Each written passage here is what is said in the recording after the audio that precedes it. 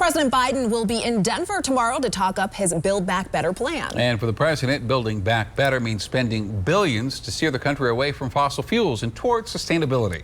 And some of that means focusing on roads and bridges and how we get from point A to point B. Much of it, though, will begin at home. Denver 7's Ivan Rodriguez explains.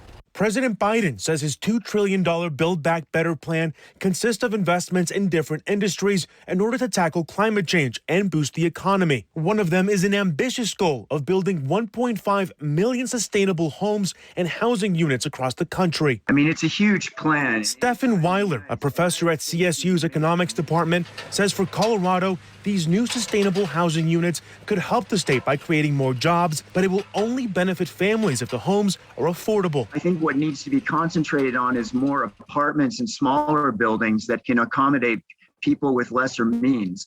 I mean, you know, the people who can afford these 500, 600,000, those aren't the people we worry about. Kyle Callahan has worked as an architect for decades, specializing in sustainable housing. He says while they can be more expensive, the investment pays off over time. They tend to be more expensive to install at an initial time of construction, but over time, conceivably, the cost is reduced by the fact that you're spending less on utility costs, you're spending less on transformations of the interior, of maintenance. Biden says his housing plan addresses the nation's affordable housing crisis, increases energy efficiency, and reduces the racial wealth gap. His goal is to also incentivize planning that connects housing, transit, and jobs. Economic sustainability is both environmental, but it's also, you know, being able to sustain a way of life, having people afford their houses, having people not get rent evicted, for instance,